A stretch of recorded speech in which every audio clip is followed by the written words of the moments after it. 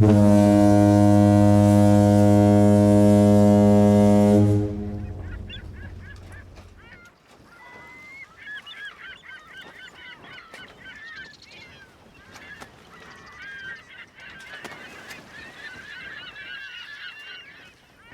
were so many ships coming in, and nearly all of them had gay people on board.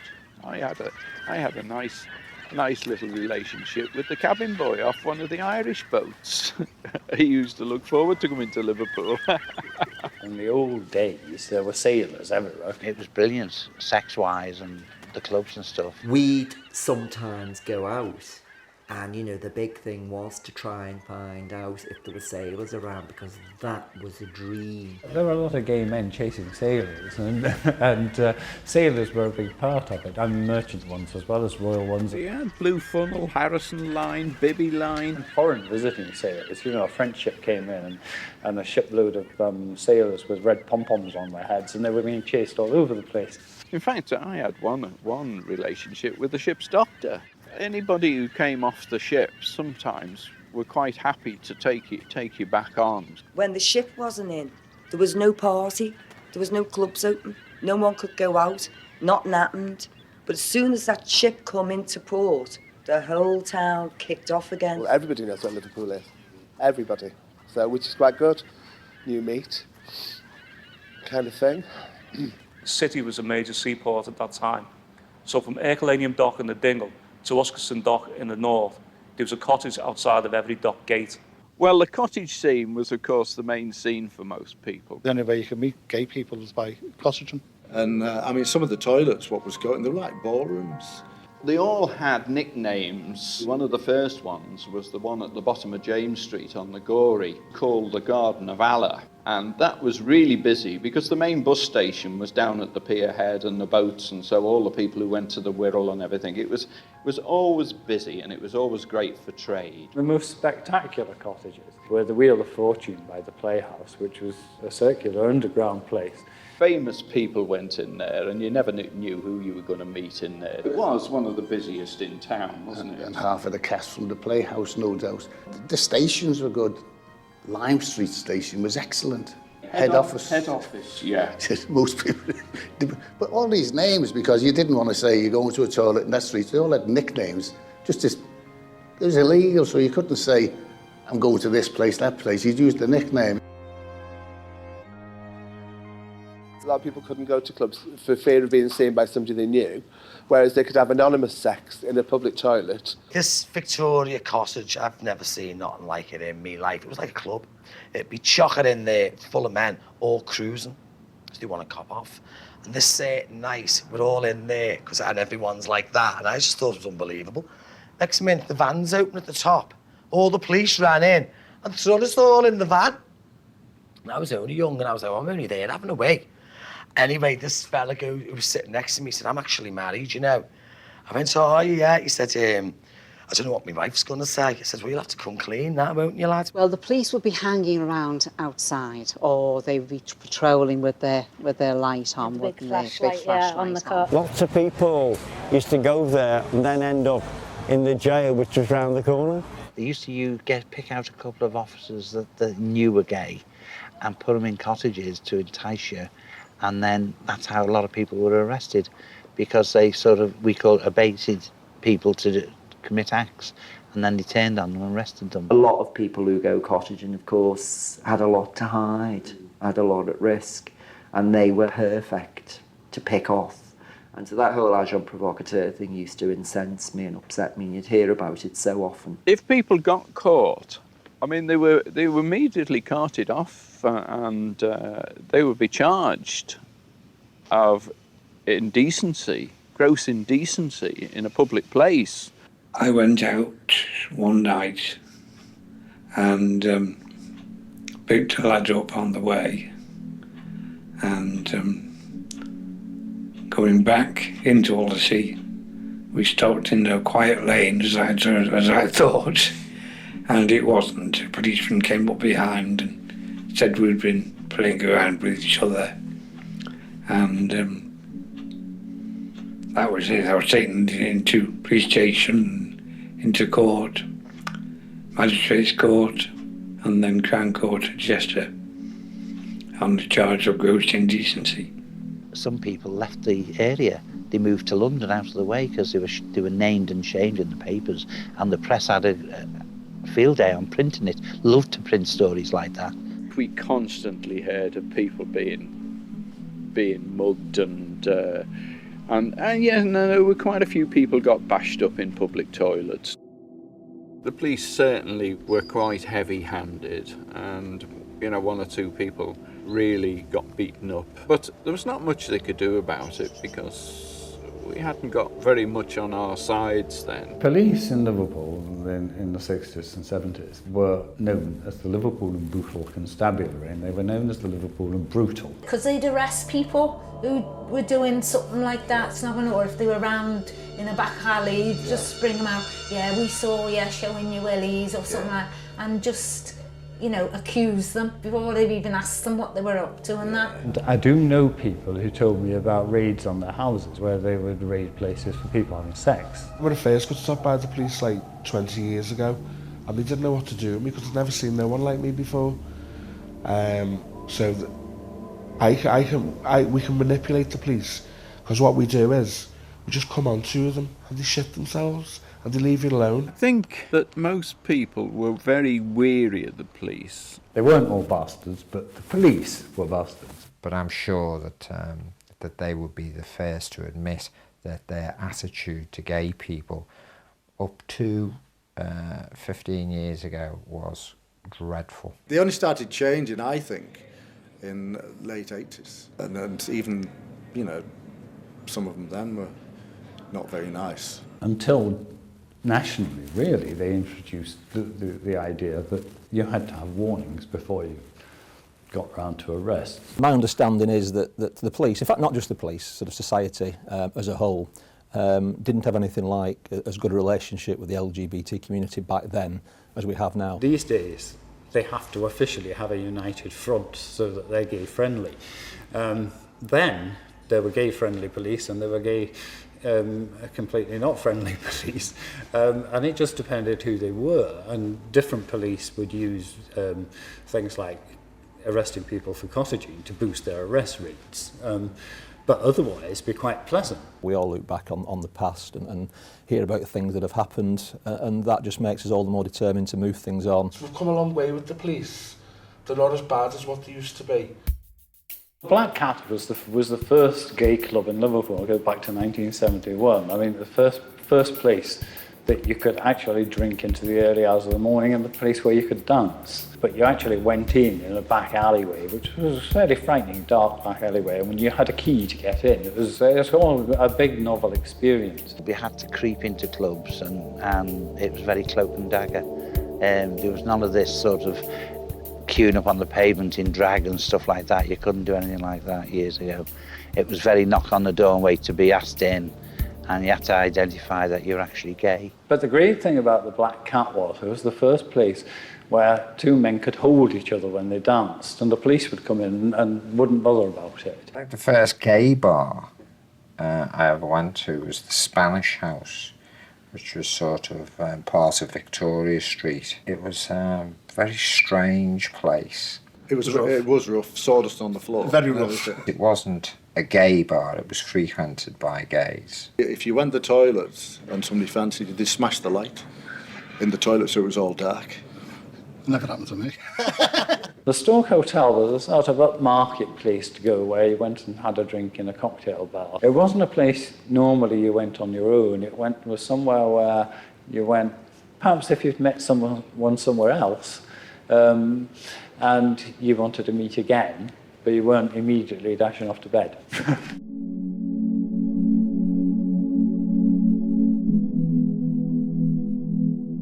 19 Gambier Terrace was the first sort of drop-in centre. After we'd advertised in the Echo, people came for a cup of coffee, and for a lot of people it was the first time they'd ever met another gay person or a homosexual person. It was a very emotional time because some of them couldn't even get past this front door, and we had to come down, take them up in the lift and some of them cried because it was the first time they'd ever met anybody. And remember, this was the early 60s. It was still illegal to be out on the streets and all the offences that can be committed. So really, it was the first time a lot of people were at ease.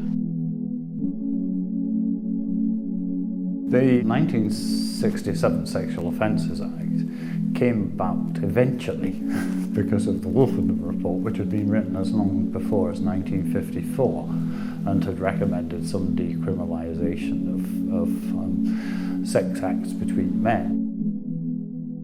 The day that the law was changed and passed, I think there was a lot of bottles of champagne were cracked. A lot of us probably had a few drinks too many. It was a day that we really, most people probably had a little weep. You know, it was something you'd been working for, and it was just such a relief. The 67 Act, although it was a breakthrough because it had finally done something about men having sex together, was very partial. It basically exempted men from prosecution rather than actually abolish the offences, which didn't actually happen until 2003. This was all still very condescending. I mean, Roy Jenkins, who was allegedly a liberal, described homosexuality as a disability for which people shouldn't be punished twice. Just one reason behind the change in the law.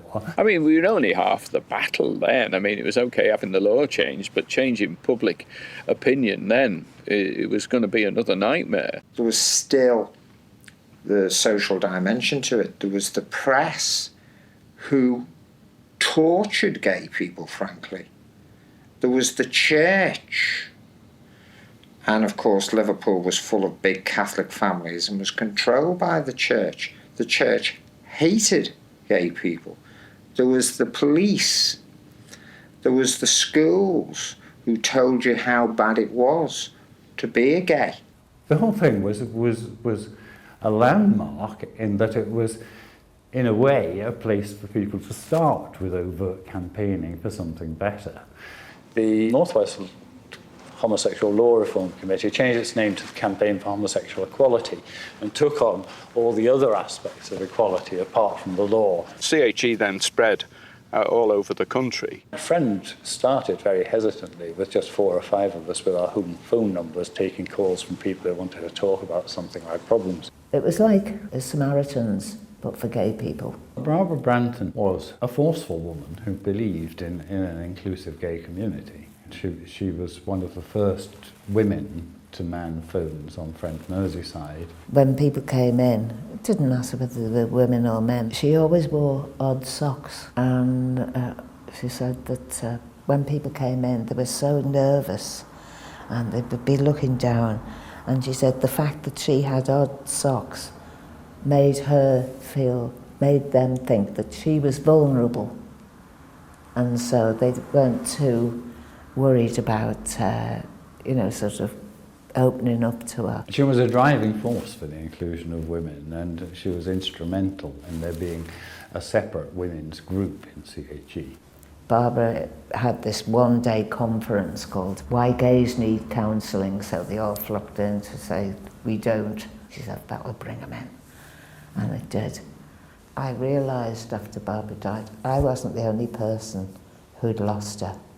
Everybody else had lost her as well. I mean, I think the women's cause, in terms of making women prominent in gay life, lost a huge amount. During the last 10 years, gay contact groups have been formed all over the country. In Liverpool, the Friend organisation counsels homosexuals who want to join their gay community. On Saturday, Friend hired a bus to London for the march.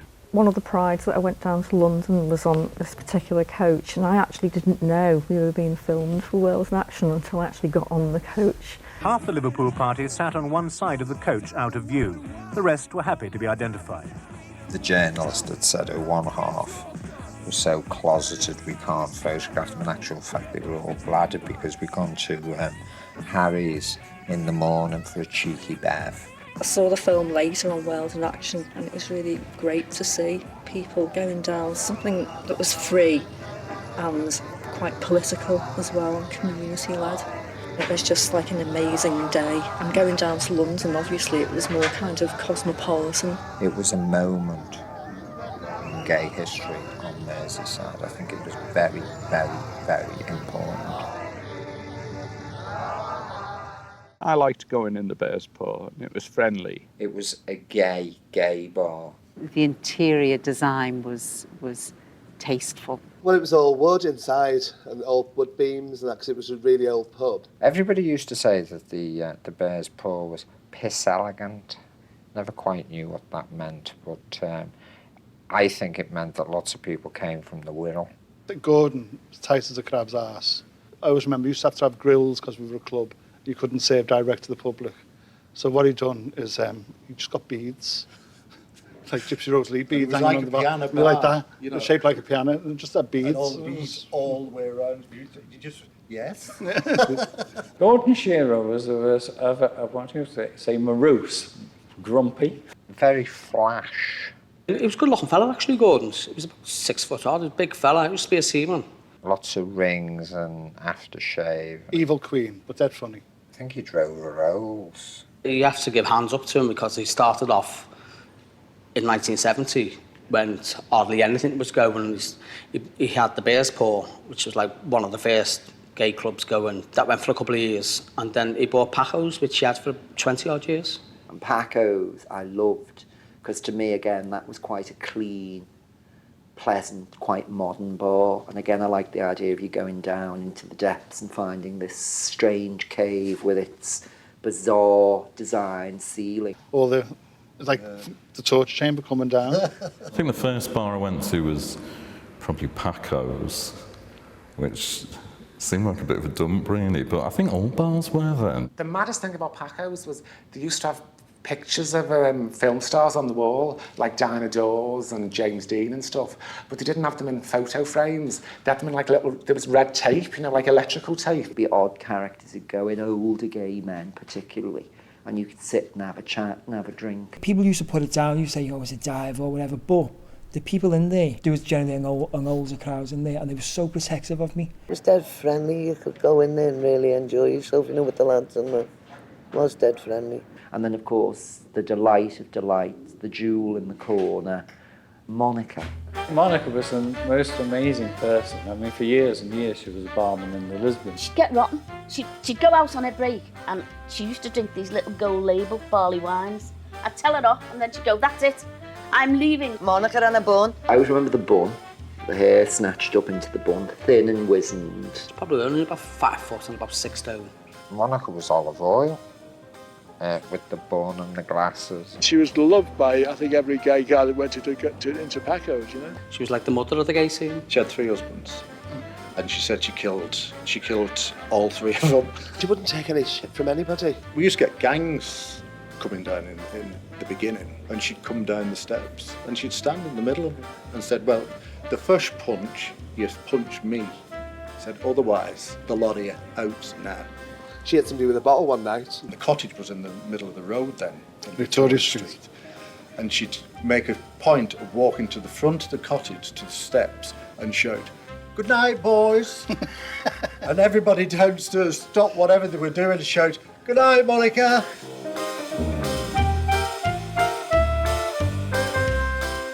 Characters running things stood out for different reasons. The lesbians who did frequent town all the time were sort of quite famous, if you know what I mean. Everybody didn't know the second name, but everybody knew their first name.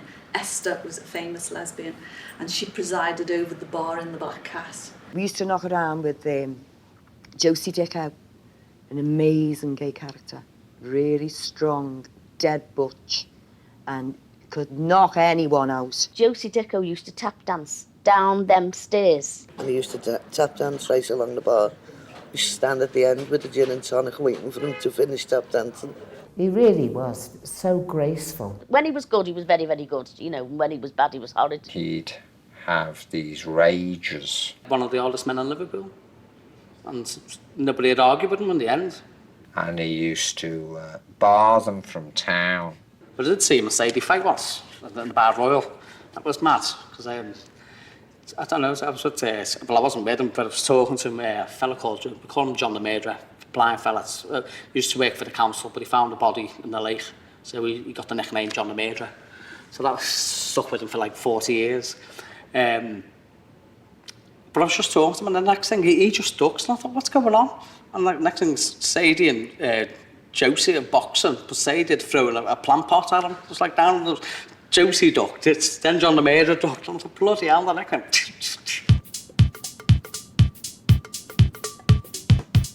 Everyone, by tradition, had ended up in the Bar Royale, which was actually known as Sadie's. You go to Wood Street through the little rat run to Sadie's from the Mazzy. It was about a minute and a half, 2 minute run. Well, Sadie's was always a bit like going to your nan's parlour.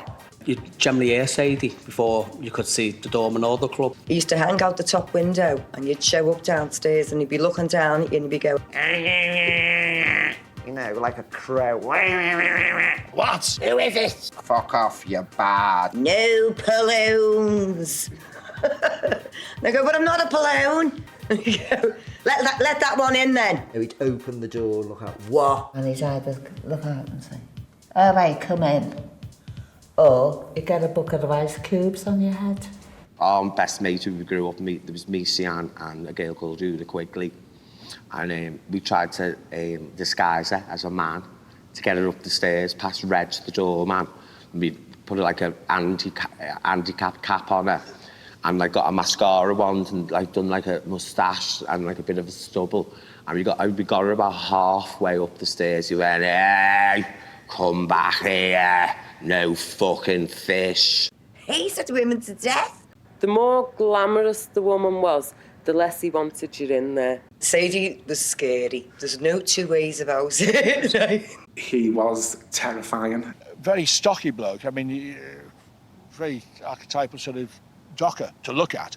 Or Eddie Yates, like so not gay. Ooh, she was massive. She was very, very big, but she's dead, isn't she?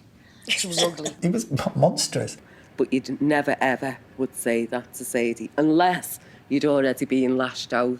Sadie looked like Punch from Punch and Judy. It was the two ends of Punch and Judy.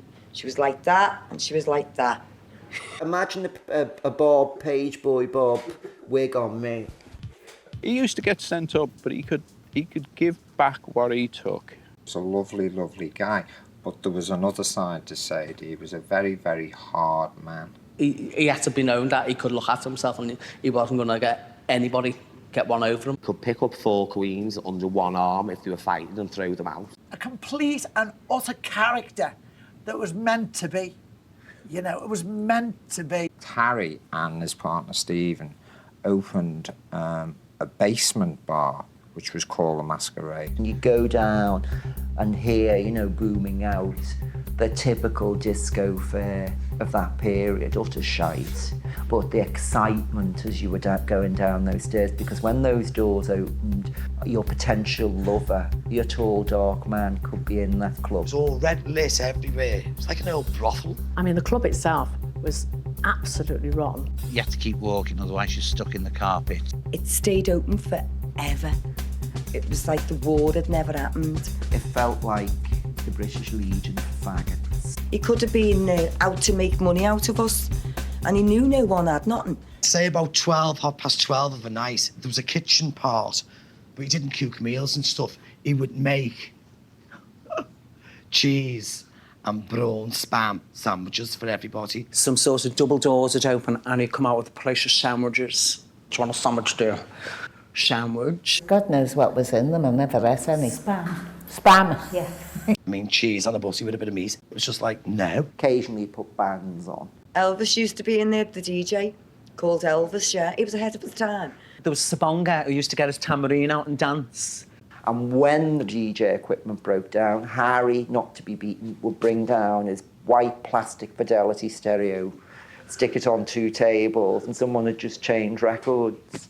And we danced to Donna Summer, State of Independence, do all your dance moves. It was very high energy camp. It's the only way I can explain it, but disco, very Sylvester. Do you want a funk? At the end of the night, all the gays would get together and link arms and sing a daft song. You did see the odd scrap in there, but there was nothing vicious. Some nights you'd see boxing matches where tables would be in it right the way down the bar, and then as he'd come back again, he'd just be moving out the way and carrying on while people were killing one another. Harry used to look mahogany or teak in colour. He was tan to fuck.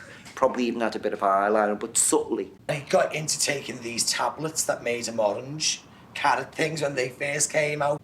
His hair was, I can't describe it, sort of longish and blown under, and it was as stiff as a board. I used to say, I said, you dye your hair?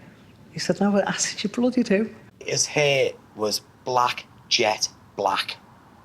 I used to say to him, Harry, what dye do you use, love? Book and shoe polish. Harry never put boot polish on his hair. He dyed his hair with love and care every day. The only other camp people I would put in a category as Miss Harry would be Kenneth Williams and Joe Autry and them. He was like them. He was older than them. He actually looked, if you've ever seen the Italian fashion designer Valentino, he looked like a cut-price Valentino. Like Frankie Howard, oh, you're a case. You're a case. Oh, she's a case, this one, she's a case. He was an amazing man, absolutely. I don't think the Liverpool gay scene did enough for him. It didn't matter whether they were young, old, black, white. You were welcoming them as they were. Yeah. Certainly someone who should be canonised as a gay saint, there is no question. The feminist movement was happening, you know, even when I was a child. I think what the 60s gave us was a sense of that justice, that the world didn't have to be the way it was. We forget now how circumscribed women's lives were in those days, you know. I mean, you couldn't sign a hire purchase agreement, you had to have a man's signature. There was a big feminist movement in the 70s, and there'd be like marches, like of a night time, down Princess Avenue especially, with hundreds of women and the men at the back supporting them, you know, reclaiming the night. It was called Let's Reclaim the Night because women weren't safe out on the streets and that. They suggested a curfew for women, didn't they? You know, someone pointed out it would actually be more logical to have a curfew for men. The feminist movement became part of the gay girls' family anyway, because they supported us as well. There was a lot of conflict, though, between feminists, lesbians, and, you know, the lesbians who weren't really all that political. For the most part, feminism paved the way for women and for their right to choose their sexuality. Politically, them women showed us how to fight. They showed us how to conduct a struggle, and they showed us how to keep going. And that's what was important, from the softliners to the hardliners. They showed us that we had to always stand up for ourselves and never give in. The Gay Pride Week in Liverpool was a collective of people from all walks of the gay movement, Fringe, CHE, Gay Activists Alliance, of which I was part of, Gay Switchboard. We wanted this festival in Liverpool, which was about politicisation. It was about the arts. It was about theatre. There was Dr. White and the Lolettes, which was Chris Bernard, Margie Clark, Frank Clark. It was surreal, it was mental, it was different. I don't think we were just expressing ourselves, and we were going to go for the jugular. It was just pretty outrageous for its time. It was sexually quite liberating. We were just going to go and give them hell and thought we were fabulous, and the gay scene hasn't got nothing like us. Do you know what I mean? We're professionals, we know what we're doing. They won't forget us in a hurry, and they didn't. There was murder at that show. It really caused controversy. Colin came on and started to do his drag. Well, it all fucking kicked off. Loads of women took exception to it, and someone threw a pint of lager in our Frank's gob. And there was a fucking riot. Loads was getting swilled all over the gaff like that. But it weirdly all then went into this loving, where everyone had, we all sort of pleaded our case. And I suspect the poor bastards from CHE and Friend, who never actually did a Mersey gay pride again. I wonder why. Must have cooled down the situation and everyone was fine. And I remember some of the women in the front row ended up having a pint with and having a laugh with later on.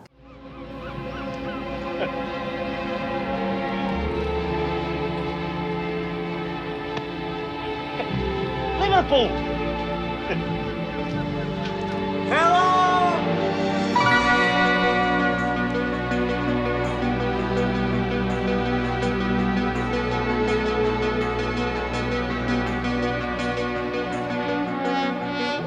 Letter to Brezhnev had a massive impact, really, because it was just really exciting, because it was made in Liverpool. You take things for granted now, because we have Mersey television here, so we're so used to having film crews in Liverpool. But then it was still like a really exciting time. Hollywood came to Liverpool, and it was a really bleak time in Liverpool. You know, there was the miners' strike, there was Thatcher, AIDS, you know, it was just a horrible time. There was no employment, there was no money or anything. So the cameras thrown into town, and everyone you knew was in Letter to Brezhnev. All the extras, everybody, it was all people you knew. It was really sociable. And then one of us was the star of the show. It was Margie Clark, one of the girls.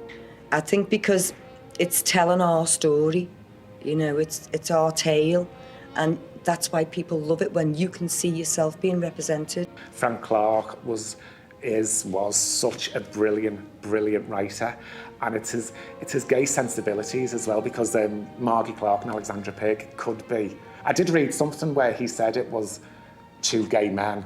The story was two gay men, and he changed it to make it more palatable or marketable. Brezhnev is sort of based on a true story of things that happened to Frank and I with foreign sailors. You've got Teresa, who's the big blousy one, you know, who opens her heart out and makes out that she's brave and she isn't, she's the scaredy cat. And you got Alexandra Pig, who's the girl next door, but a predator, you know, actually goes out and does it. And they showed archetypal images, and I think that the survival thing is very strong, isn't it? In that, in Scousers and the gay community identifies with that. Because it's tough, isn't it? It's a tough life, but fantastic. We love it and want more. I got you this. What's that? Vodka.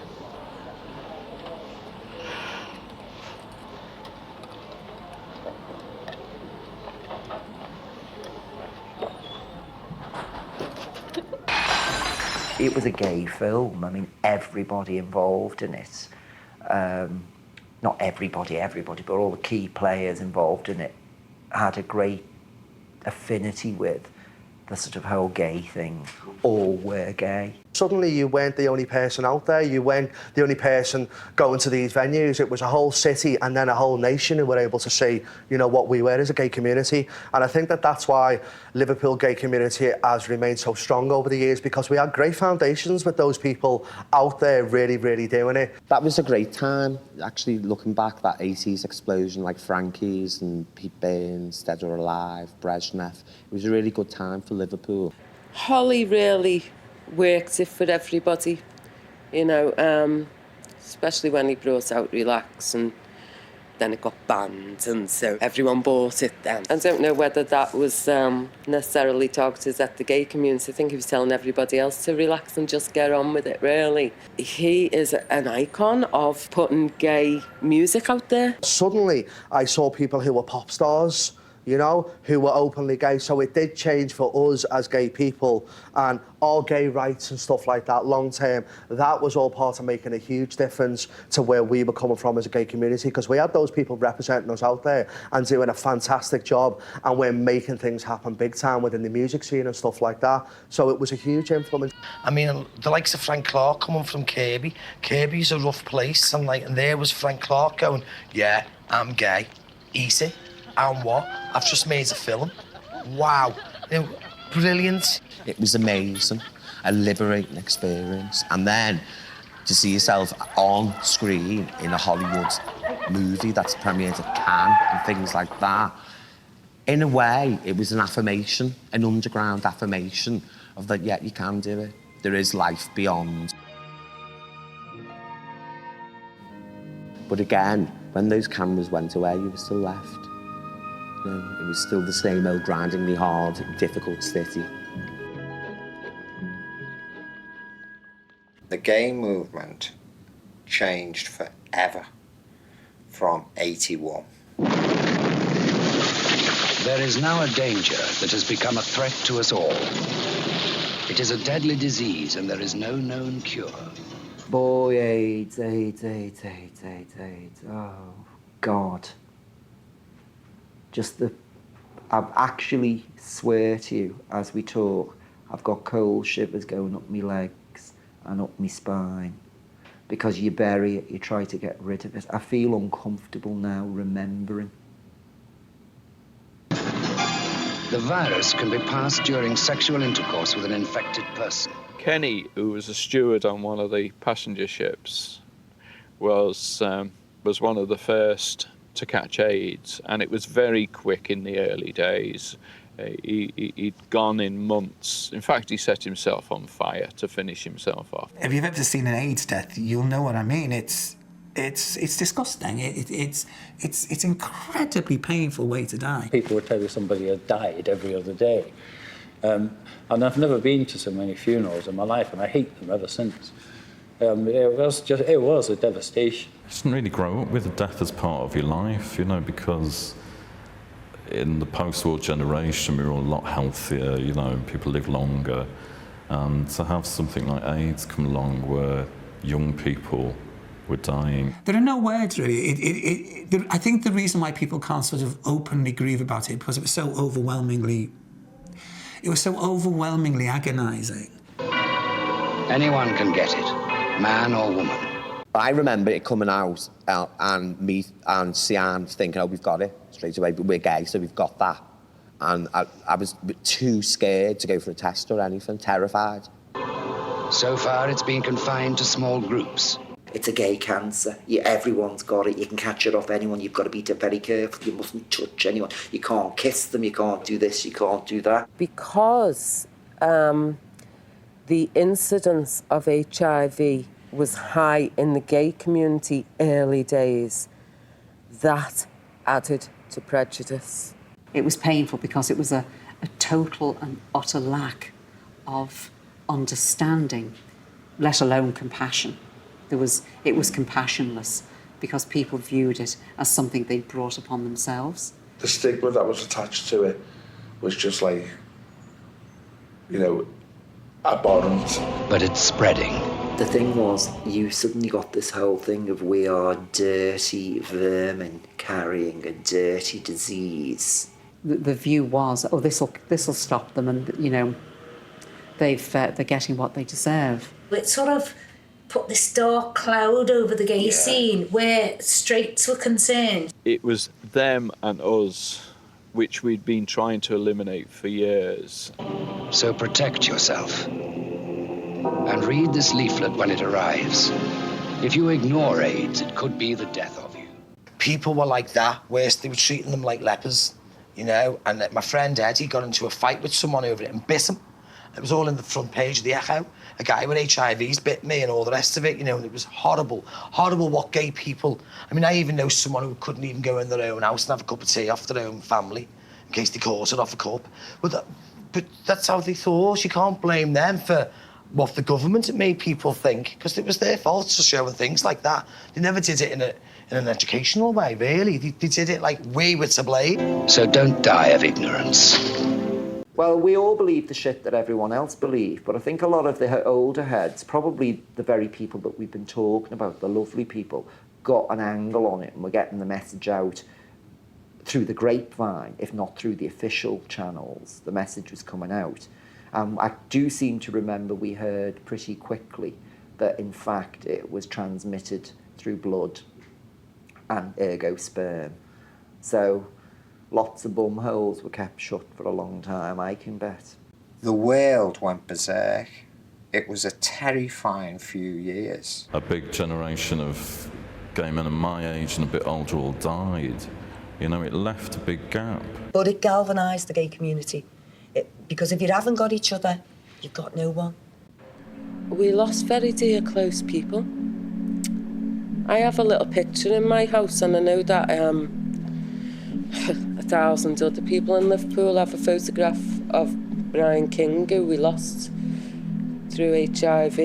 a man who could have been, who would have been very, very important as a writer, as an actor, as a compassionate soul who did so much work against prejudice. Brian was an absolute party of a human being. I just think he was like Marks and Spencer's. He had something for everyone. He would dance with anybody and he would talk to anybody, and everybody in his company felt like he was their best friend immediately. When Brian died, it was like, I don't know, it was seismic. The sense of his death in Liverpool was seismic, and Liverpool knew that it lost not just a remarkable human being, but a remarkable gay man. Not everyone has beaten AIDS, but we know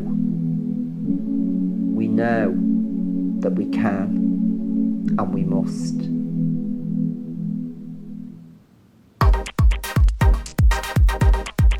The Curzon is just the Curzon. You go in for the first time and there just seems to be like a lot of older people in there.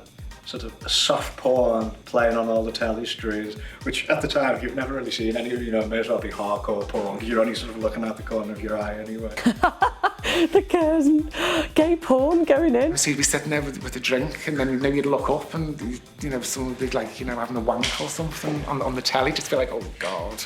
Just sort of stand transfixed and think, oh my gosh, you know, is this what being gay is? It was really, really dark and smoky and a bit grubby. Thought the Curzon.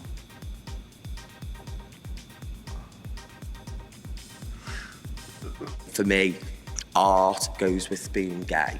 I look at the greats like Warhol, Da Vinci and Michelangelo, and then think they were gay, look what they produced, and then look at the Curzon. It was like the sort of place where you could get your throat slashed. I remember going to gay bars for the first time. So with me and my friend, we would go, and we'd go into all those places like the Curzon, and we'd come out and we'd say, yeah, we are gay, and then we'd sort of go into the Curzon, and then we go, no, we're not gay.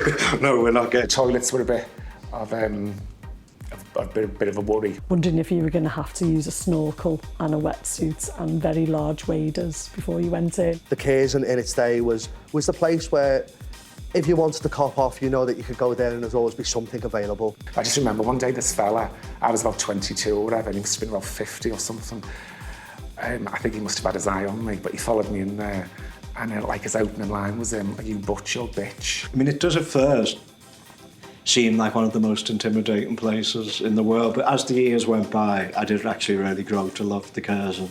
Because, I mean, I still think to this day it's one of the most unpretentious, you know, places in town. The Wirral Peninsula Group was a place where I first started going out.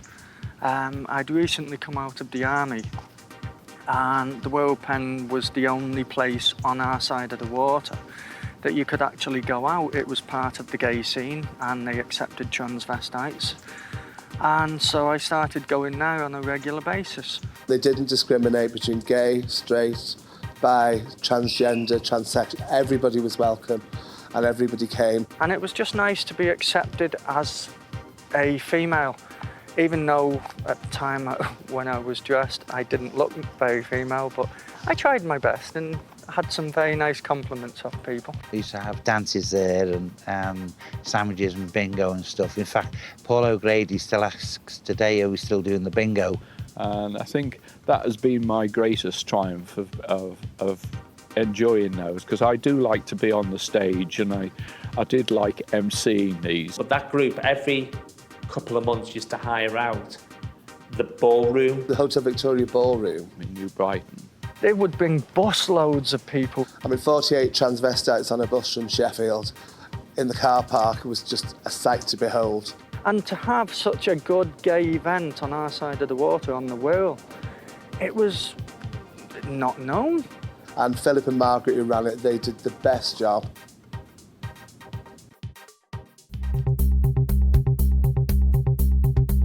The gay scene had, of course, been totally male-dominated, and a lot of men were misogynistic. As we built more of a lesbian community, bars started catering more towards that. But in the very, very beginning, most certainly within Sadie's, And within Jodie's and within the Cares, and it wouldn't be very big of a lesbian population there, to be honest with you. There was a huge gulf between gay men and other people who do now say LGBT that we were trying to overcome. The men who go every night, they go to their clubs, and we'd only go at Saturdays, Sundays. And I mean, I had to get a babysitter as well, so I'd only go out, say, at weekends. Well, the weekend started on a Thursday, and that was the Green Bank, and then from the Green Bank we'd go to Daly's Dandelion. Which was a bit of a dive downstairs. It's all a bit blurred because by the time I got there it was a bit worse. So it was all a bit blurred there. The scene in Liverpool then was quite good. It wasn't bad. We had they had various women's clubs opened and shut, but they shut a lot of the time because we didn't have the money that the men have. What night was Follies? Friday night. Was it Friday? That was good, actually. Follies was good. Friday, straight from work, we would probably go to the Lisbon. And you'd have different people in different places as well, wouldn't you? So Yeah, like yeah, the yeah. Mask, which is still there now, that was always quite a nice place to go to. Saturday would be back in the Lisbon if you weren't too hungover. And then Sunday probably would be Lark Lane, Keith's. And then you just dry out for a few days and you start again. The Lisbon's still there. What can I say about the Lisbon? It's never changed. Everyone in Liverpool's experienced that first terrifying walk down those steps into the Lisbon. I mean, everyone used to talk to everyone in the Lisbon. There was a drag show on anyway. They used to come and borrow the drops off the chandeliers for earrings, you know, to where they do. Can I take a couple of, you know? Well, I know we weren't supposed to, but we used to have to shut it today, but all the gay scene used to come out on a Sunday afternoon. So I used to just shut the doors and put pea soup and everything on for them and used to stay all afternoon. I feel very at home in the Lisbon, and it's a very interesting pub. Again, if you bring visitors to the city, to the Lisbon, they've never seen anything like it, and their amusement is huge. When I first used to go to the Lisbon, I just remember it being more exciting as a place. So it wasn't necessarily to do with sort of being gay, really. It was just a place where more alternative people went. I mean, I have been into the Lisbon, but I run out as fast as I walk in, I have to tell you. I'm so sorry, I have to tell you. I run in there and then I say, well, my God, it's like, you know, Star Wars, you know, the bar at Star Wars. I went, my God. Being seen in the Lisbon didn't necessarily mean you were gay, if you were sort of younger and not ready to come out yet. Another thing about the Lisbon was the pool table, which was just the domain of the lesbians in there. And that part of the bar, really, we sort of avoided. Quite often, there'd be a fight. You'd hear like the crack of a cue stick cracking on somebody's head. I think I've been barred from the Lisbon about 3 or 4 times, but then I think most people have. So I think it's like a badge of honour. Josie's was always brilliant. Always. It was dead friendly, always chocker. It was about the atmosphere. And it was about your mates. And it was about the music. At the beginning, it was sort of like high energy music. And then sort of like house music was creeping in then. So Jodie's was basically the first gay club to play house music. Was very much the music that was happening, Studio 54, whatever was happening, Studio 54 New York, it was our little Liverpool version of that. And I remember people like Grace Jones, Holly Johnson, anyone big who played on the Royal Court would turn up and be in there. So you could walk in there on a Saturday night and see anyone from Tracy Wilder to Grace Jones. You know, it was one of those crazy places. They also had acts on. Like people like Eartha Kitt, who were like once like, you know, A-list stars, and Sinisa's mum, Michael Brown, who had a like massive hit with like So Many Men, So Little Time. I remember Sharon Red being on and I was just like so starstruck by her. Do you remember her? Can you handle it? Did it? I think Divine was even on once. You know, he'd have drag acts and strippers and stuff. And if the acts were crap, the DJ would get cans of Red Stripe thrown at him. So in the end, he had to put a cage around. It was all lit by ultraviolet light. And everyone was in like stonewashed denim because it was the 80s. So it was like quite visually, quite almost like looking at a Liberty print or something. It was quite psychotropic in a way. And it was just like marble washed denim, white t-shirt, moustache. That's walls of that.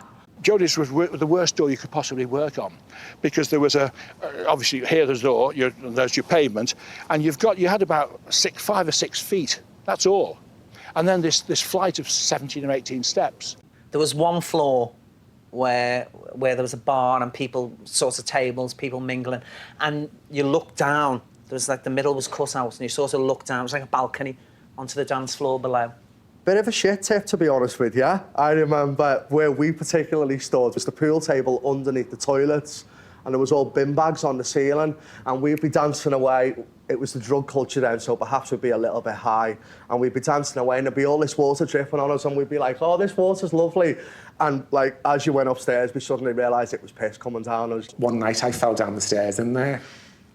I think I slipped, and then when I stood up, I just put my hands on the floor to stand up, and then obviously I was fine, but then throughout the night I must have like touched my face, and when I got in it was black because the floor in Jodie's was just filthy, it was minging. If we think Stanley Street is important now to the gay community, all we had was those clubs that finished at 2 o'clock and no owners want to go home. So the way that Stanley Street is, there's lots of venues with steps outside. So we'd all sit on the steps till 4, 5 o'clock in the morning, and everyone would be off their heads, and we'd be smuggling cans out and all stuff like that. Again, if Shagger's Alley become famous, it was because of the fact that Stanley Street and Jodie's and everyone would hang around there 2, 3 o'clock in the morning, and the cruising would be carried on then down in Shagger's Alley, which is down at the back. Again, all of that's changed now. We've kind of cleaned ourselves up a little bit, but happy days, yeah. The women's movement really, really challenged the way that women were forced to dress, and the sort of dress codes that you had, and the sort of femininity, and wanted to really bust stereotypes. And that just wasn't just for lesbians, that was for straight women as well. Society's ideal then was you always looked neat and tidy, and your hair was a particular style. You know, if you were a girl, you know, you wore makeup and you were prim and proper, you didn't swear, you only drank little glasses of wine and stuff. But the gay girls, they drank pints. You had to be butch or femme. And the butch dressed like a man, and the femme dressed like a woman. If you were butch, you had to have tattoos. They all had suits on, fobs, you know, tattoos. All the ones in the frock sat down, and all the ones in the jeans stood at the bar. You had to smoke ciggies like that. They'd have the hair cut short like Mansell. You had to have short hair. Check shirts and jeans. Doc Martens, 501s. Ties and waistcoats. They dressed like men, a lot of them did, you know. An awful lot. Yeah. If you wanted to wear makeup, no way. If you had long hair, well, you didn't. And there was never a hair slide or a bit of lipstick in sight. A lot of women chose, I did as well, you dressed butch, you looked butch, you acted butch. I suppose that was our security, you know, wearing the same and going around as a pack. I got a lot of stick as a young lesbian because I was what they call a lipstick lesbian, right? Now, a lipstick lesbian could be a positive thing. It's like how you're making the way for us just to be what we want to be. But it could also be frowned upon by some of the hardliners. I felt obliged to get my hair cut all short, have half an inch all over, dye blonde, had to look a certain way because it was connected with sexuality. That definitely wasn't fair. I will always, throughout my life, hold on to the right to wear what I want and be who I want. If I want to cut a hole in my jeans and show me arse, I will.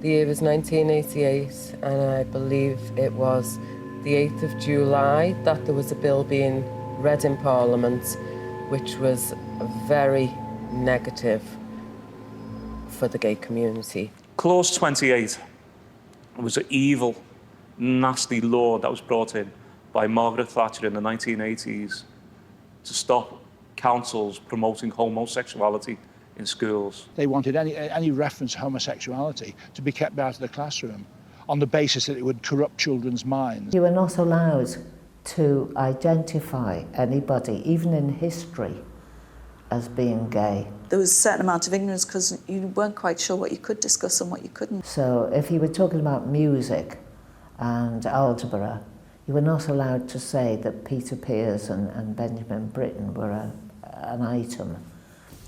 He was a good friend. People were frightened They didn't know whether they were on the right side or the wrong side of the law. It was a shocking piece of legislation. It was a witch hunt, I suppose. And it made me think of like something that happened in Germany, you know, where they took all the books out of the library and burnt them all. It was almost to that effect. The whole gay culture was never mentioned in school. We never spoke about it. I thought I was the only person, didn't realise what I was going through. So if a kid comes to them and said, I'm gay, no, you're not, don't speak to me about it. As soon as they passed that clause, it was almost like, you know, an injection of fear that you wondered what was going to happen next. And there was a real sense of anger about Clause 28 itself, but it was much wider than that. It was a sense of the injustice of a parliament that could be addressing some real issues that were affecting people, that instead was passing this nasty, petty, homophobic piece of legislation. Thanks a bunch, Mrs. Thatcher.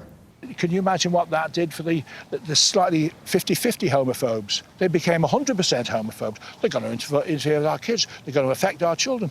Absolute bollocks. There's one story I know of a young lad who came out when he was about 12, shortly before it was repealed in 2002, say, and he came out openly because he didn't see a problem with it. His parents didn't see a problem with it.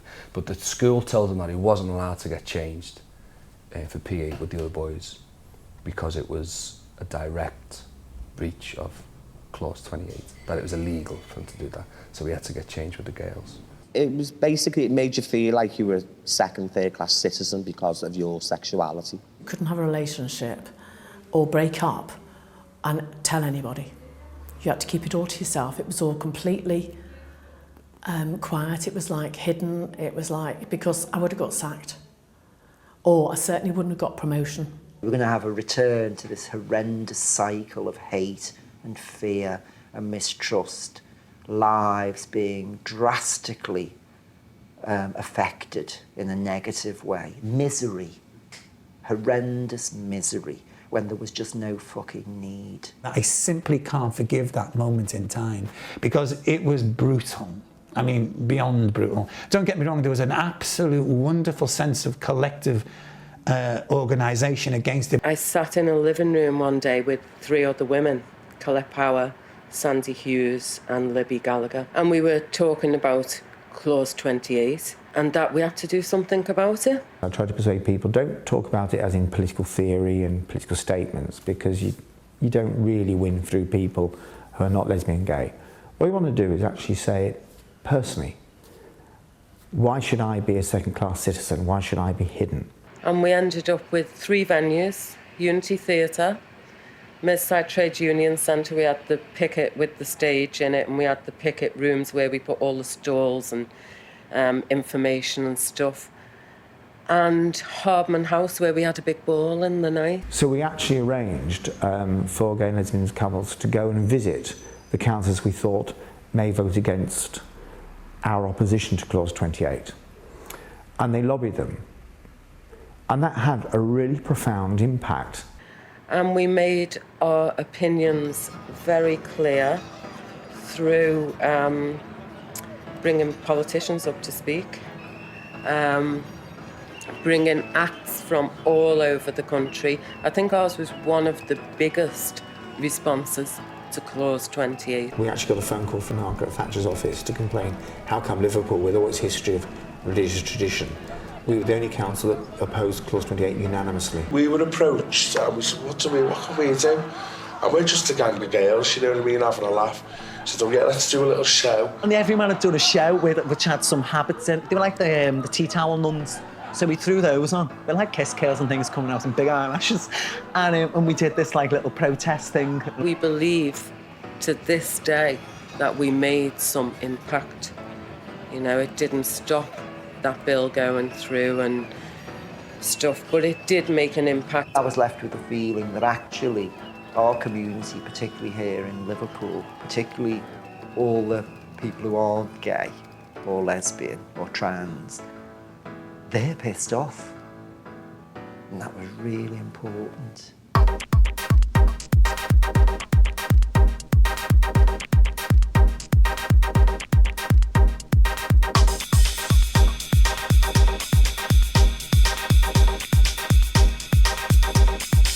I've had some fantastic times at Garland's nightclub. It's been absolutely amazing. I think the word serendipity exists because it happens. It's just people come together. Sometimes if you shine a light, whether it's creatively or socially, birds of a feather will flock to that light. And I think that's what happened with Garland's at that inception. It was the right time, the right place and the right people. Because there was a lack of anything like that in Liverpool, it just went off. Now when Garland's opened, Garland's was great, and it was gay, and it was, you know, proper gay. Garland's was a shock to the system. I went to Garland's a couple of times, and to walk into Garland's and see men walking on with no tops on, it was just an eye-opener. It was amazing. It was the best club in Liverpool. And it was the first time, because that whole sort of rave and druggy and ecstasy culture and everything had just started. And it was the first gay club, I think, that I was aware of, where there was that crossover of gay and straight people. I remember we got in for the 4th birthday. You had to think of a theme. I thought, royal. And we didn't stop at just theme and everything, decorations-wise. I came up with, why don't we get the Queen look-alikey? When she came on stage and we had like ABBA dancing Queen, and there was like 2,000 people or something in here, and you just heard this voice, the Queen turn, say, "And would the Garland's trannies please cut the cake?" And as Tanya and Kenzie went like that to cut the cake was like from the floor to the ceiling. It exploded with glitter bombs, and the whole club exploded with glitter bombs. And that's when I thought, yeah, we've made it. It was nice that these people who, to all intents and purposes, and to the outside world, would be, almost freaks. We had like somewhere where we were not just socially acceptable, but socially fabulous. Places where you're allowed to be you, whoever that may be. I think they'll always have a place in club culture if that's what it's about. And I think Garland's was always about that, given the geek, the freak, the chic, the unique setting.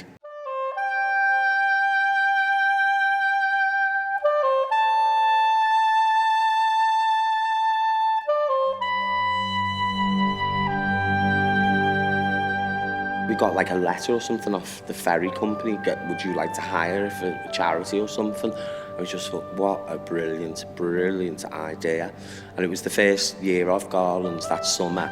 I think we'd done 2 or 3 boats that summer, and it just grew. There wasn't even a flyer or a poster for it for the first few. It was just a word of mouth thing because it was so crazy, surreal and outrageous. Fantastic, just gorgeous on the sea in the sunshine. Summertime, everybody off the cake. Who wouldn't want to dance, on a boat, dressed as a sailor? Ha-ha. When you say Everyman Youth Theatre, you kind of got this emphasis on the word theatre. It wasn't about that. That place was a place where things could just happen. And it was at a time in 1979, 1980, when Liverpool was just humongously creative. So the youth theatre was this kind of like sort of camp heartbeat in the middle of this great big swelling body of underground and counterculture creative achievement. Even though there were straight people in the Everyman Youth Theatre, the energy was queer and it was anarchic. Even the straights are queer. There was a gang of queens there, that sort of like, they were the most interesting people in the youth theatre. Didn't ask people if they were gay when they came into the Everyman. You'd ask if they might be straight. Oh my God, this place is full of queers. And then I realised I was home, if you know what I mean? And I took my Doctor Who scarf off, sat down and never looked back, really. I hope people have a point in their life where they can say, right, this is where it changed. And the Everyman Youth Theatre is where it changed for me. I suddenly, almost immediately, began to understand not who I queer was, but who I was. And where I was and why I was. So the people I met there, Brian King, Jerry Potter, Mickey Poppins, Maria Barrett, Bernie Shaw, Fee Cameron, Karen Gray. All of these people were gay and lesbian people making their way in the world. It was like a kaleidoscope of colour and energy, and it was fantastic. I remember the first time I walked in there, there's a lad there doing pirouettes. He's putting his leg behind his head and all that. And I'm standing there, I'm just a scally, I don't know any better. I'm just going, And I brought one of my mates with me. I was going, look at him over there. Oh, look at him, what's he doing? Oh, they must be gay. And I'll tell you now from now that Liverpool is now driven by that queer energy from that youth theatre. Nothing compares to those 3 years at the youth theatre. If I had to join the youth theatre, I could have easily fell into a lifestyle where I was going out with a girl, because I had a couple of girlfriends, because I had to, because it was my peers were all, you know, it was in an all-boys school, all my mates were all straight, and really have any gay mates and all. That theatrical side of Liverpool queer life is so important. I remember when I was younger, watching Brookside, and then they had a gay character, Gordon Collins, and you always got the sense he became gay because they didn't like him anyway. He was a boring character, and it was just the worst kind of role model because it was gay Gordon Collins, and he was the most uninteresting character in the soap, and everyone hated him, and it was just made it even harder to be gay, really. I think most TV shows have like the one gay character, and it's usually either a token, you know, a camp person, or, you know, somebody who's really inoffensive and non-sexual. I think with Lance, he was pretty much gay and was proud of it. So therefore, he didn't really get up for morning and beat himself up or wring his hands or get queer bashed. So he wasn't dealing with the normal issues dramas deal with. I think he was just there for a bit of fun. I mean, I've been at Brookside for years, and they hadn't had a gay storyline for a long time. And it was quite hard still to get anything like that through, because obviously the likes of Will Redmond, they were worried about viewing figures and were people ready for it. So we were always, a couple of times I tried to get some kind of gay storyline in and never got it through. And so it was quite a shock when he agreed to the one that we did with Anna Friel and everything. Also because she was probably one of the most popular character in the show at the time. So it's just I suppose it was a big risk. So many young children just watch soap operas all the time, probably the biggest audience really, and for them it's just the norm, you know, to have all these gay characters in soaps now. So hopefully that can only have a positive impact. I hate it when you go all sad on me. Everything's gonna be all right, you know.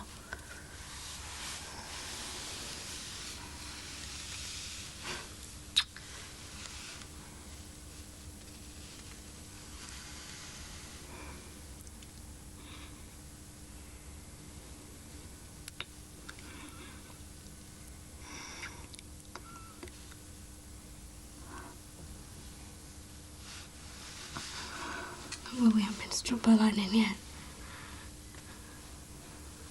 Oh, I'm sorry. Don't be.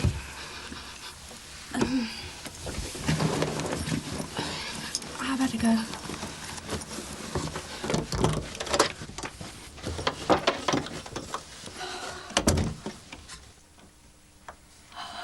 There's no real like role models on the telly even. Channel 4 was a godsend. A lot of the time things aren't listened to and things are brushed under the carpet, as I've said. So I think tackling it in a different way, writing about it, getting people to listen to it. I mean, when Paradise Bound was on, there were a lot of people coming to the theatre who'd never been to the theatre before, which was a huge thing, which, like, I was so proud of that. So I know a lot of the people who were going to see it wouldn't necessarily know how it feels to be coming out, and if someone's gone through the same thing, if they've gone through coming out or homophobia, if you can put something up there that says it's not just you, then it's brilliant. There was that thing in the Daily Hate Mail last year by that Brian Sewell about all the gay people on Coronation Street and how it was ridiculous, and it was, you know, I remember Coronation Street used to have values and all this sort of stuff, and it was just like, oh my God, people can still write that and that can still be printed, and there are people out there who will lap that up and agree with it. So yeah, I mean, I think as long as you're pissing off people like that, you're doing something right. I think the best way is to just be a bit kind of subversive and just do your stuff and say, you know, get a load of this. Say what you like about me, but I've always got a good entrance. Oh, you're laughing at you filthy bugger. You think the show, I mean my ass, it's fantastic. The Reenie character came about because I had an Auntie Reenie and she was an absolute scream. She had a massive influence on me. About what? I always speak to him afterwards. That was lovely, that. I said, feel free to wipe your knob on the curtain.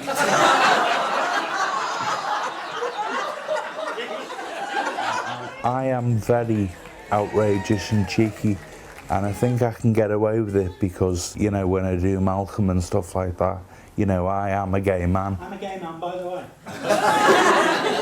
You probably didn't realise that because I'm quite butch. A lot of my other gay friends are really camp, but I don't agree with camp. Camp knocks me sick. And I've seen that, and they're my, you know, friends and boyfriends. People will come to the show, and I would love this, but I'll never know. They'll sit and watch the show and go, I fucking loved that. What a lovely evening. He cracked me up. I loved it. And then they'll walk out and think, and he was gay. You know what I mean? I mean, that's the best thing you can ever do, really, isn't it? You know, with homophobic dickheads. When I was a kid, I was brought up in Scotland Road area, Liverpool, and it was dead hard. And I've got this really deep, lovely timbre now. But when I was younger, I was like squeaky Una Stubbs voice. I looked like a Una Stubbs glove puppet. That's what I looked like when I was a kid. And I was treated like such by the roughs around my way.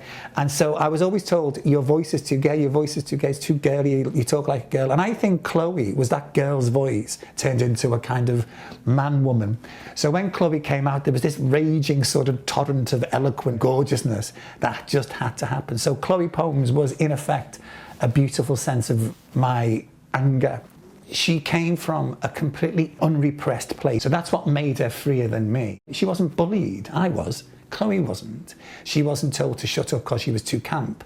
I was. Chloe wasn't. Monica, what are you putting lippy on for when you've got no lips? And no, you can't borrow me leggings, not for the size of those hips. Put on your rah-rah. Do something about your cough. We're out on the town, we're going to cop off. There's loads of fellas out there dying for the go of us. Monica, or with that boon shibble with Mr. fucking Boss. Oh, Monica, I'm off me face. I shouldn't have had that other trip. There's a tap dancing emu kissing me ankles. And I think I'm gonna flame.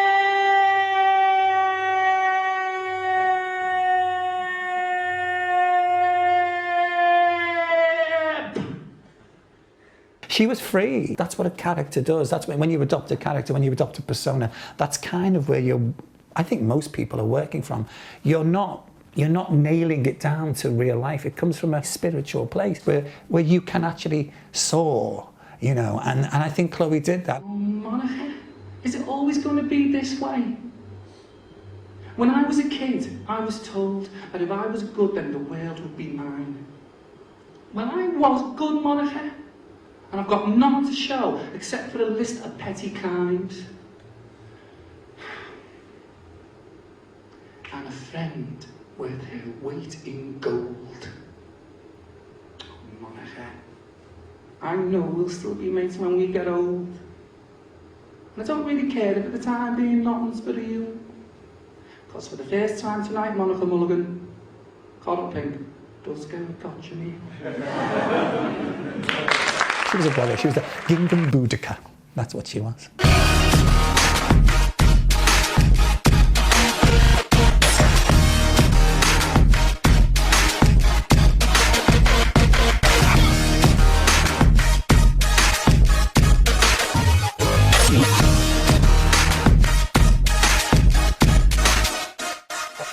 The Vogue Ball I put on every year celebrates, under a safe umbrella, the platform of costume through drag theatre, dancing through voguing, which is a gay style of dancing, and also the collaboration of professional choreographers with the gay scene. I think I take a role on the gay scene that sort of helps pioneer younger dancers and younger artists.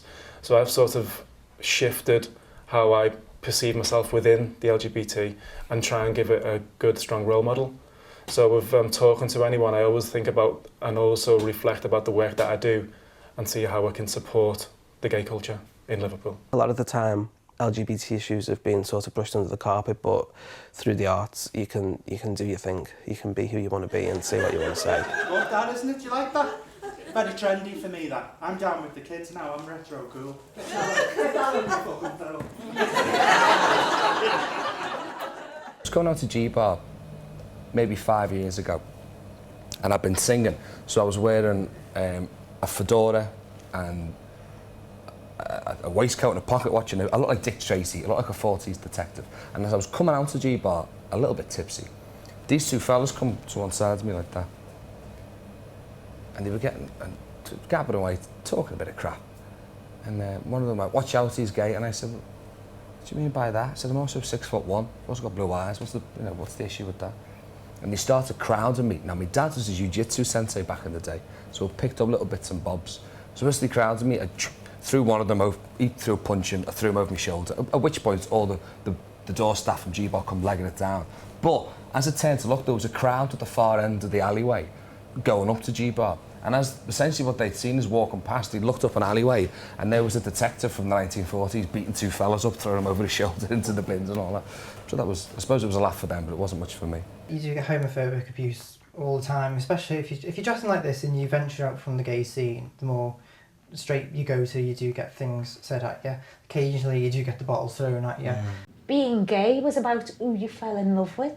And it was like, isn't that nasty how somebody can put all that oppression and pressure on you because you choose who you fall in love with? I used to see this guy every day who used to shout "dyke" right in my face. The bouncer said, "You can't come in and you can take your boyfriend with you."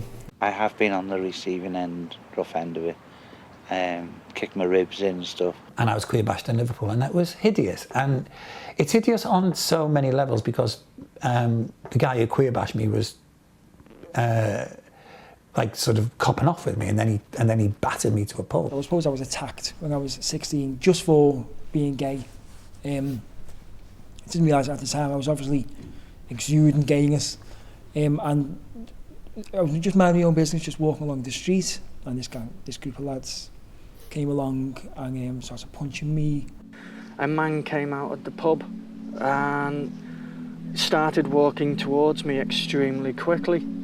As he walked towards me, all I saw in his eyes was pure hatred. I've never seen it before in anyone's eyes, ever. And I just literally turned and started to try to get away.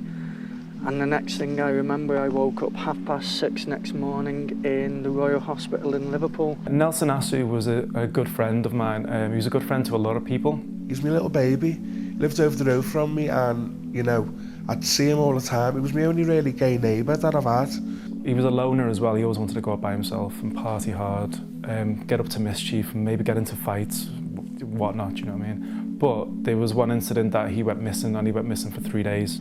What happened to him should never have ever happened, should not have happened. What we found out was that Nelson had taken two lads back who then beat him up, tied him up and put a hood on his head and put him in a trunk, which took him 3 days to die. He choked on his own vomit.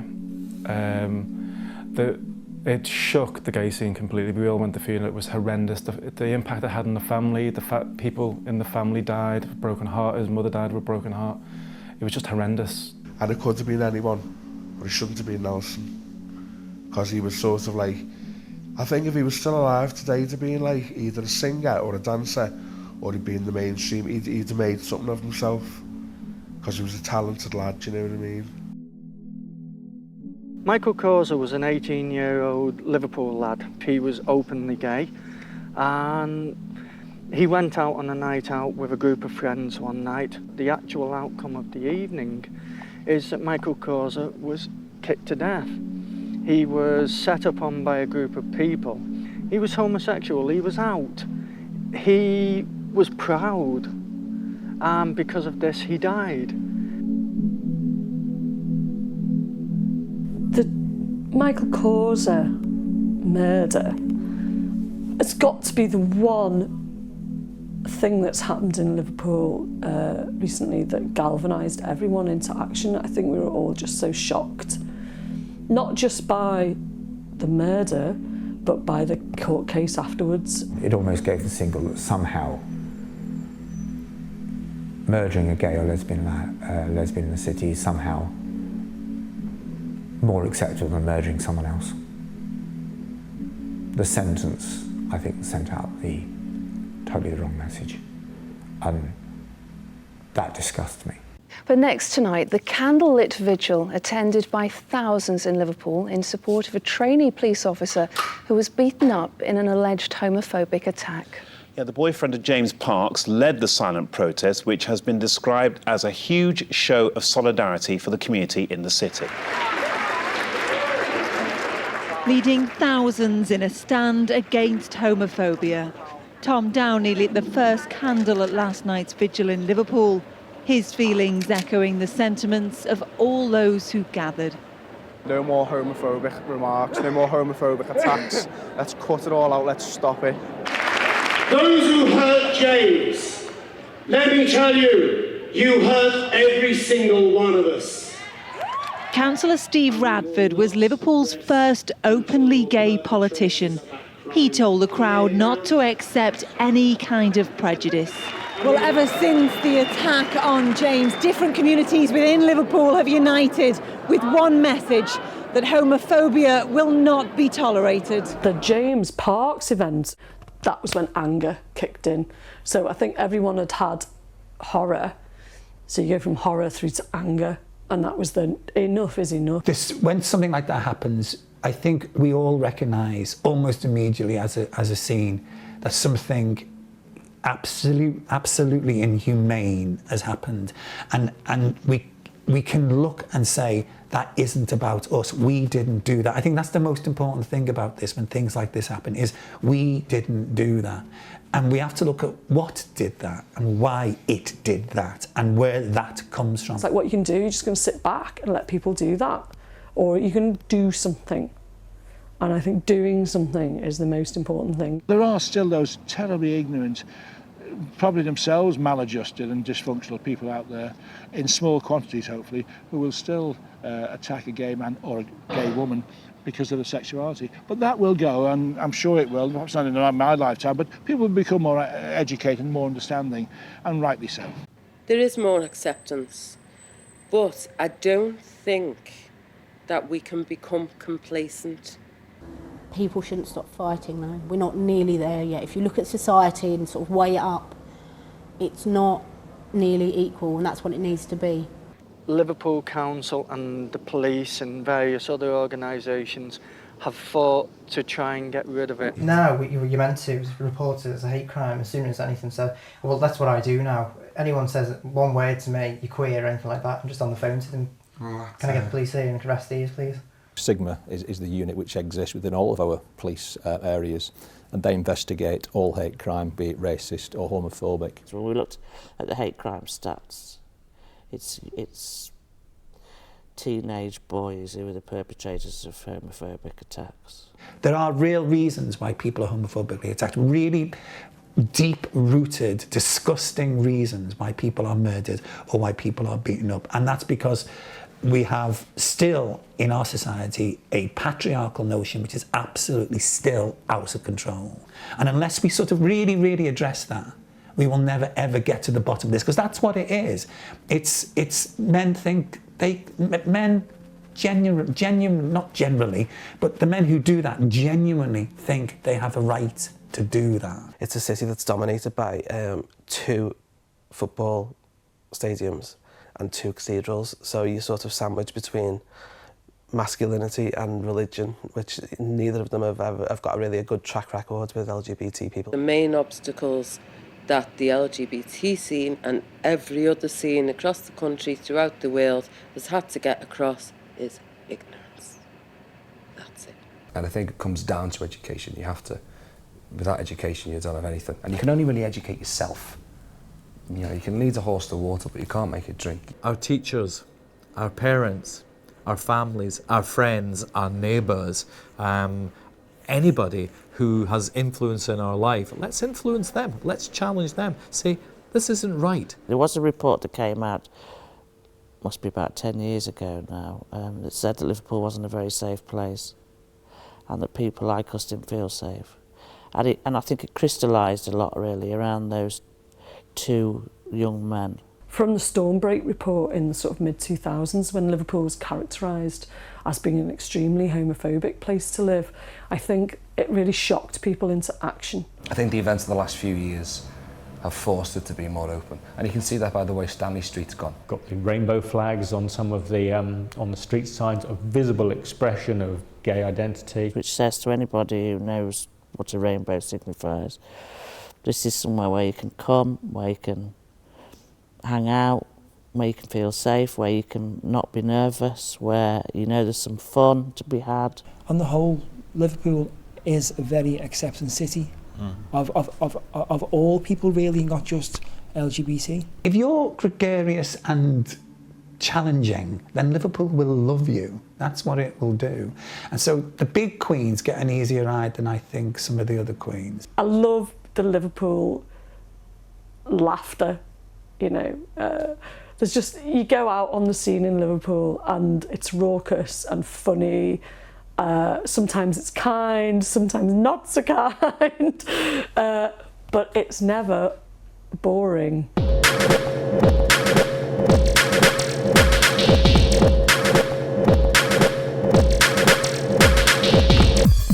Liverpool Pride welled up out of the communities of Liverpool.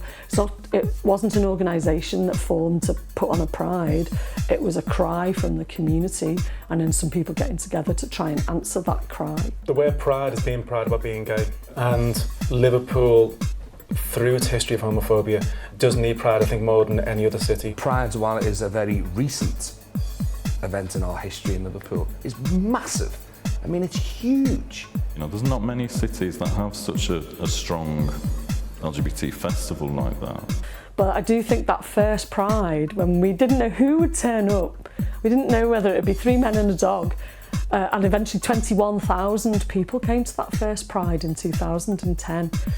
That was an outpouring of feeling in the city. I think gay people sick, trans people sick of being attacked, and straight people who are not homophobic, who don't have much of a voice, saying we're not up for it either.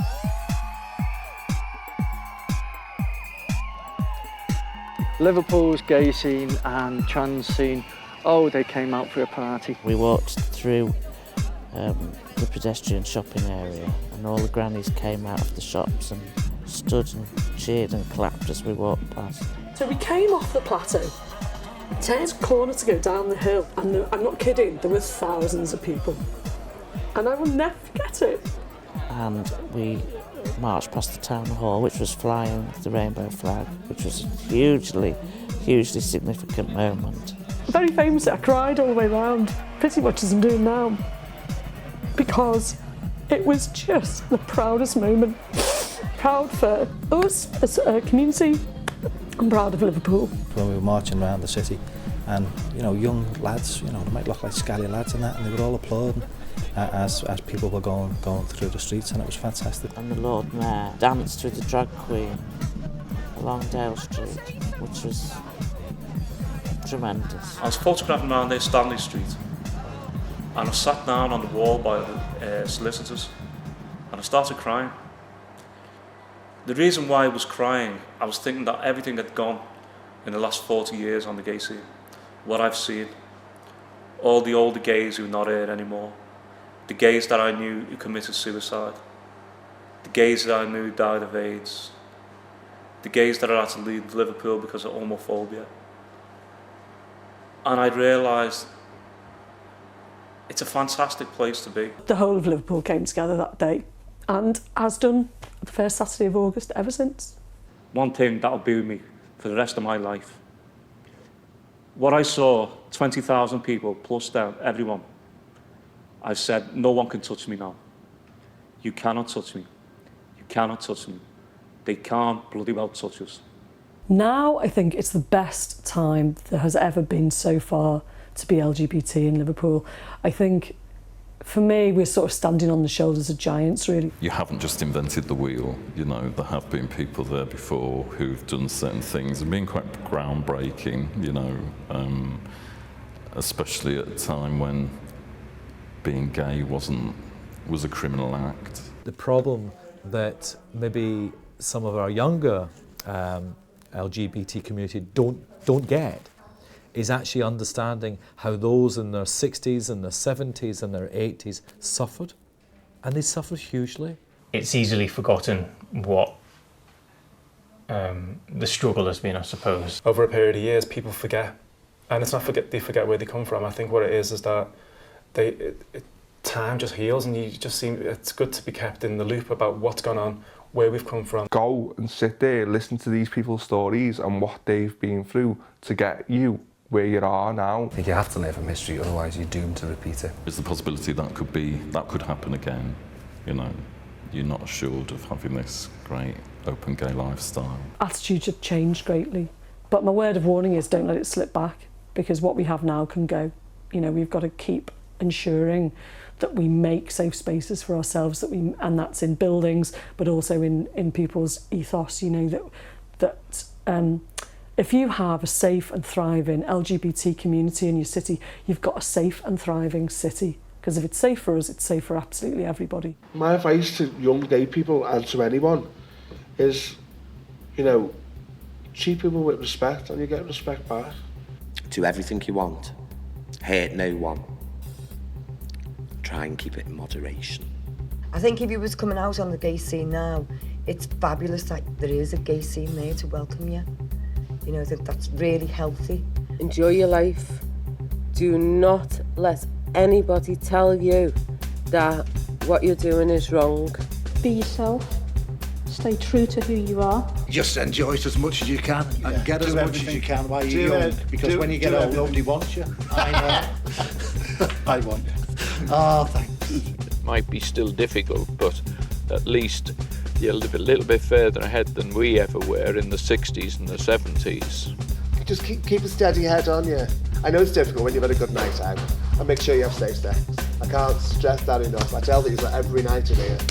Make sure it's covered in rubber or don't sit on it. Believe in who you are and live your life as happily as you truly can, honestly. And if you love ice cream, eat more of it. That's my advice to you. Don't hide under your bush, love. Shine your light.